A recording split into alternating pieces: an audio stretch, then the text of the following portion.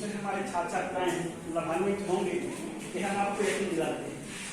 इसी कड़ी को आगे बढ़ाते हुए मैं की प्राचार्य श्रीमती मैडम से रिक्वेस्ट करूंगा कि नारी सशक्तिकरण पर अपना व्याख्यान शुरू करें, क्योंकि आप लोग जानते हैं कि 1947 के बाद जो आरक्षण की स्थिति 32% से अधिक नहीं हुआ, लेकिन नारियों के स्पेशली खासतौर पर महिला लोगों के 50% आरक्षण है।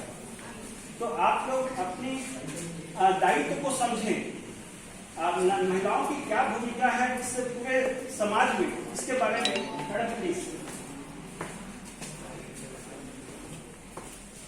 पहले तो जितने गुरुजन बैठे उन सबको मेरा प्रणाम, और जो बच्चे यहाँ बैठे हैं, शायद वो बहुत से बच्चे जो स्कूल में मेरे स्टूडेंट हैं वो भी हैं, और कुछ ऐसे हैं जो कि माताएं भी हैं, और कुछ ऐसे हैं जिनपे पारिवारिक दायित्व भी है। तो जो भी सामने बैठे उन सभी को मेरा प्यार। और मैं उतनी तेज आवाज से नहीं बोल सकती जितना अच्छा सर बोलते हैं, लेकिन मैं कोशिश करूंगी कि मेरी आवाज आखिरी बेंच तक पहुंचे। अब सर ने बहुत सारी अच्छी बातें बताई, इसमें हम सभी को, हमारे सिर के ऊपर छत होता है, हम सभी मकान में रहते हैं, लेकिन मकान तक पहुंचने का जरिया क्या होता है? छत तक जाने का जरिया सीढ़ी, और वो सीढ़ी का काम जो शिक्षक आपके पास है, आसपास है, वो करते हैं, और बिना सीढ़ी के आप उस छत पर नहीं पहुंच सकते हैं। तो इसीलिए अपने गुरुजन का सम्मान जरूर करें। और माताएं प्रथम गुरु होती हैं।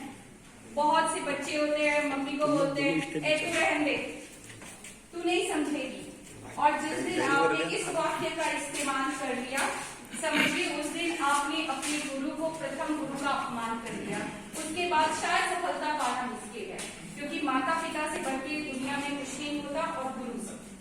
तो पहला कार्य यही है। दूसरा, आप सब जो कि कैरियर गाइडलाइन के लिए बैठे हैं, सर ने तो आप लोगों को सभी चीजें बता दिया, पर मुझे ऐसा लगता है कि सफलता पाने के लिए सबसे पहले आप लोगों को अपने मोबाइल से मुंह तोड़ना होगा। मोबाइल को आप लोग 1 घंटा सुबह, 1 घंटा शाम, उसके बाद मोबाइल का स्थान समझिए तो जूते में रखें। जूते के अंदर मोबाइल को रखेंगे तभी आप सफलता पाएंगे। आपको लगेगा कि मैं ऑनलाइन स्टडी करके सब कुछ पा लूं, वो संभव नहीं है जब तक आप लोग सेल्फ स्टडी नहीं करेंगे। और क्योंकि समाज को निर्माण करने का श्रेय और बनाने का श्रेय पूरा महिलाओं पे जाता है। हमारे सामने जो मातृशक्ति बैठी है उन्हीं का है। पुरुष केवल कुछ पैसे कमाकर लाकर देते हैं, लेकिन समाज महिलाओं से बनता है, और महिलाओं की बहुत अहम भूमिका होती है। खासकर जो भी यहाँ माताएं बैठी हैं, जिनके बच्चे हैं, जिनकी खासकर बेटियां हैं। जब हमारे यहाँ बेटी होती है, बोलते हैं लक्ष्मी आई है, और कोई ऐसा देश नहीं है जहाँ पर बेटी को लक्ष्मी बोलते हैं। मेरी बहन फॉरेन में रहती हैं, पर उन्होंने भी कभी नहीं कहा कि बहन मुझे भी लक्ष्मी आई है। No, I want a girl childhood. इसका मतलब कि उन सब के लिए लड़की बस लड़की है, लेकिन हमारे लिए बेटियां लक्ष्मी का रूप होती हैं। और एक बहुत पहले एक कहावत कही गई थी, एक कविता है, शायद सभी ने सुना होगा उसे, खूब लड़ी मर्दानी वो तो झांसी वाली रानी थी। और शायद इस कविता को मैं एग्री नहीं करती, इसलिए एग्री नहीं करती हूँ क्योंकि जब झांसी वाली रानी के साथ युद्ध हो रहा था, सभी पुरुष थक हार चुके थे, तब रानी लक्ष्मीबाई ने तलवार उठाया। इसीलिए पुरुषों से बहुत ही हिम्मत और ताकतवर महिलाएं होती हैं, और महिलाएं अपने आप में एक संपूर्ण समाज का विकास कर देती हैं। आप लोगों ने देखा होगा, बहुत सारी जगह आते हैं कि एक लड़की शिक्षित, 2 परिवार शिक्षित, और एक पुरुष शिक्षित, वो क्या करेगा? बस एक परिवार के लिए सोर्स ऑफ इनकम जुटा सकता है। पर अगर एक लड़की शिक्षित होती है तो 2 परिवार के लिए उनके जो आगे की जनरेशन है वो भी वो जुटाती है, और साथ ही वो उन परिवारों को शिक्षित करती है। शिक्षित मतलब आजकल वो एडवांस मॉडर्न बनने के चक्कर में वो छोटे छोटे छोटे क्रॉप टॉप पहनना, that is not the example of शिक्षित। वो शिक्षित मॉडल नहीं है। शिक्षित और मॉडल हमारी मानसिकता होनी चाहिए, है ना। हमें ऐसा फील होना चाहिए, हम अगर मैं आपके सामने साड़ी में भी खड़ी हूँ तो मुझे इतना पता है कि मैं जहां भी जाऊंगी अपने आप को रिप्रेजेंट कर सकती हूँ। वो शिक्षित है। शिक्षा और शिक्षित दो अलग चीजें होती है और हमें शिक्षा ग्रहण नहीं करना है, हमें शिक्षित बनना है। और ये शिक्षित बनने के लिए हमें एक तो एजुकेशन तो जरिया है, लेकिन हमें अपने संस्कार और संस्कृति को लेके चलना है, तभी हम शिक्षित बनेंगे। अदरवाइज हम शिक्षित नहीं बन सकते। कोई आए और आप लोगों के सामने ना 4 सेंटेंस इंग्लिश बोलते, आप बोलेंगे अरे वो बहुत शिक्षित है, और आपकी माता माँ या जो भी बोले नेटिव वन है, वो अगर साड़ी और लुंगड़ा पहन के आए, अरे ये तो गांव की है। नहीं, वो गांव की नहीं है, वो अपने संस्कार को और संस्कृति को लेके चल रही है। तो वो 4 लाइन अंग्रेजी बोलने से ज्यादा महत्वपूर्ण हमारे लिए वो होगी। तो इसलिए हमें उनका सम्मान जरूर करना चाहिए। और बहुत से ऐसे होते हैं जिन्हें लगता है कि महिलाएं आज के परिवेश में महिला सशक्तिकरण बहुत सुने होंगे शायद। सर भी, मैं उनकी बात को भी ऑब्जेक्शन करूंगी। सर ने जो बोला मुझे यहाँ पे कि आई है महिला सशक्तिकरण के लिए, नहीं, महिलाओं को सशक्तिकरण की आवश्यकता ही नहीं है। हम बहुत सशक्त हैं। जब आप सभी ने अपने वेदों में पढ़ा होगा कि दुर्गा जी ने किसका वध किया था? महिषासुर को। क्या कोई भगवान मार सकते थे? नहीं। जब सभी भगवान असफल हुए तो महिषासुर को माँ दुर्गा ने वध किया था, और सभी भगवान उनके सामने बकायदा दंडवत होके गए थे कि माता आप ही कर सकती है। मतलब सभी भगवान असक्षम थे, सभी पुरुष असक्षम थे, तब वो महिला ने उसका वध किया था। तो इसीलिए महिला सशक्तिकरण बस इन पुरुषों के, शायद जितने भी बैठे हैं उन्हें खटखटा लगेगा, लेकिन उन पुरुषों के द्वारा बनाया गया एक प्रोपेगेंडा है जिससे कि हम महिलाएं कमजोर समझे अपने आप को। ताकि हम अपने आप को कमजोर समझेंगे तो हम क्या करेंगे? हम कमजोर समझते हैं तो क्या करते हैं? दूसरे से सजेशन लेते हैं ना। तो हम अपने आप को कमजोर समझे तो हम दूसरे से सजेशन, दूसरे मतलब हमारे आसपास कौन होते हैं, हमारे जितने भी जेंट्स पर्सन हमारे आसपास होते हैं, जो हमें बोलते हैं कि हमें शो कॉल्ड सिक्योरिटी प्रोवाइड करते हैं, हम उनसे सजेशन लेते हैं। हम क्या करें? नहीं, हमें उसकी आवश्यकता ही नहीं है। हमें वो महिला सशक्तिकरण बता के हमें कमजोर कर रहे हैं कि हम मेंटली उन पे डिपेंडेंट हो रहे हैं। और लड़कियों को तो माता पिता इतनी अच्छी शिक्षा देते हैं, समझिए तो एक मूर्ति बना देते हैं।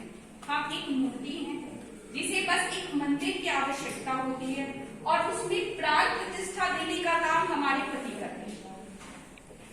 इसका मतलब ये हुआ कि हमें पूरी शिक्षा वो दे देते हैं, अब उसको इम्प्लीमेंट कैसे करना है, आगे कैसे लेके जाना है, उसका एक गाइडलाइन जो बोलिए वो हमारे पति हम देते हैं। क्योंकि उसके बिना, क्योंकि हम अपनी जिंदगी का 18 से 21 साल माता पिता के पास रहते हैं, उसके बाद हम अपने पति के पास रहते हैं।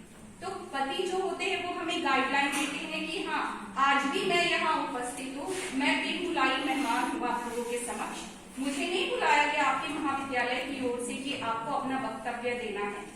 मैंने अपनी श्रीमान जी से कहा कि अच्छा आप जा रहे हैं तो मुझे भी ले चलिए, मैं भी वहाँ लड़कियां होंगी उनके सामने कुछ विषय रखूंगी। तो उन्होंने मुझे कहा अच्छा तुम्हारी भी इच्छा है तो चलो, और उन्होंने तुरंत अखिलेश पांडे सर से फोन किया और बातचीत की, और वो मुझे सर बोले हाँ ठीक है ले आइए, और वो मुझे लेकर आए। मतलब मैं आज आपके सामने खड़ी हूँ क्योंकि मैं अपने, मुझे मेरे परिवार ने बैक सपोर्ट किया, इसलिए खड़ी हूँ। बहुत सारी महिलाएं, अरे हम पढ़े लिखे हैं, हम पुरुषों की बात क्यों सुनेंगे? ऐसे भी बहुत सारी है, पर नहीं, पुरुषों की बात सुनने मैंने भी कहा कि हाँ हम सशक्त हैं। इसका मतलब ये नहीं कि हम 2 सिंह निकाल के चलेंगे, इसका मतलब ये है कि हम पे और ज्यादा दायित्व आता है कि हमें अपने परिवार को लेके चलना है, अगर मैं अपने पति के पीछे चलती हूँ, इसका मतलब ये नहीं है कि मैं सक्षम नहीं हूँ। इसका मतलब ये होता है कि मैं उनके साथ, उनके पीछे खड़ी हूँ कि वो अगर डगमगाएंगे तो मैं उनका सहारा करूँ। इसलिए नहीं कि वो मुझे सक्षम नहीं समझ रहे हैं।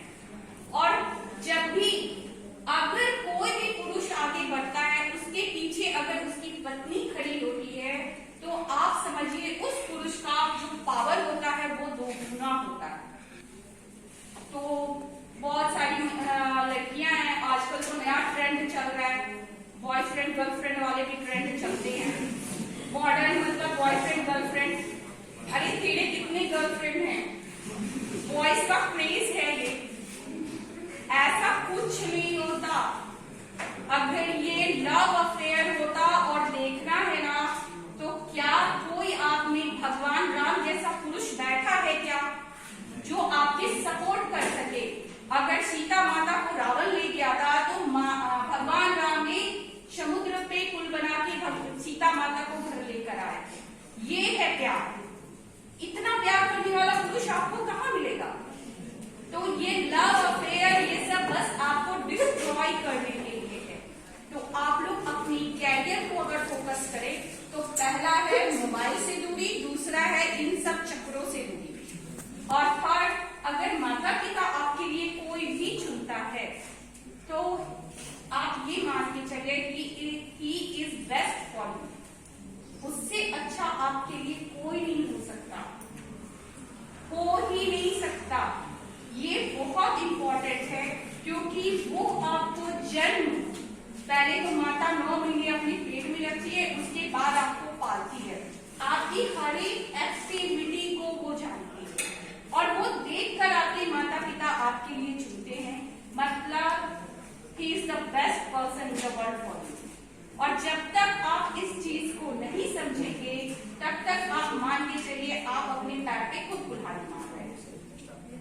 तो सफलता पाने के लिए इन सब चीजों से दूर रहिए, और परिवार का निर्माण अच्छा होगा तभी आप लोगों का भी निर्माण अच्छा होगा।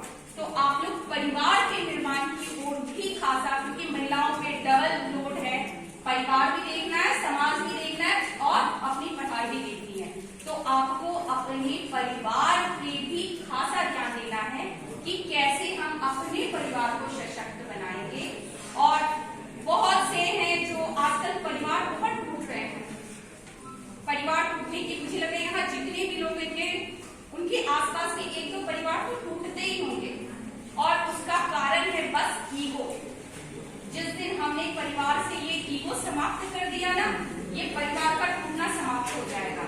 हम अपने घर में अपने माता पिता के लिए सब कुछ करते हैं, तो हम जब शादी होकर ससुराल जाते हैं तो उनके लिए क्यों नहीं कर सकते? क्या हम अपने ससुर जी को अगर मान लीजिए पानी देना है पानी दे दे, चाय देना है चाय दे दे, इसमें क्या बुराई है? लेकिन नहीं, आजकल की लड़कियां सोचती, अरे मैं तो एजुकेटेड हूँ, तो मैं केवल चाय क्यों बनाऊं, मैं खाना क्यों बनाऊं? ऐसा कुछ नहीं है। यहाँ सर बैठे हैं, इनके बहुत सारे फ्रेंड अच्छे अच्छे पोस्ट में हैं, गर्ल लड़कियां भी इनकी दोस्त हैं। अब मैं इंग्लिश में गर्लफ्रेंड होती तो आप लोग शायद उसका कुछ और मतलब समझेंगे, इसलिए लड़कियां भी इनकी दोस्त हैं, बहुत अच्छे पद पे हैं। लेकिन आज के डेट में भी वो अपने परिवार में बाकायदा 3 टाइम भोजन बनाती है, खिलाती है, फिर वो बाहर जाती है और अपने सीनियर सिटीजन का भी देखभाल करती है। और सरकार ने एक कोटेशन निकाला, हम दो हमारे दो, तो सब ये सोचते हैं हम दो हमारे दो, अरे बाकी दो कहाँ गए? माता पिता कहाँ गए? उनको तो हटा ही दिया। लेकिन ऐसा नहीं है, हम दो होते हैं, हमारे पहले के भी दो होते हैं, बाद में भी दो होते हैं। तो हमें इन दोनों चारों को लेके चलना होता है, तभी परिवार सशक्त होता है, महिलाएं संपूर्ण होती है। आपको अगर संपूर्ण बनना है ना, कंप्लीट बनना है, तो आपको एक अच्छी बहू भी बननी होगी, अच्छी पत्नी भी बनना होगा और अच्छे माता भी बनना होगा। तो ये महत्वपूर्ण है अपने समाज को आगे ले जाने के लिए। और संस्कार संस्कृति तो हमारा परिवेश है, उसे लेके चलना है। बस आज इतना ही।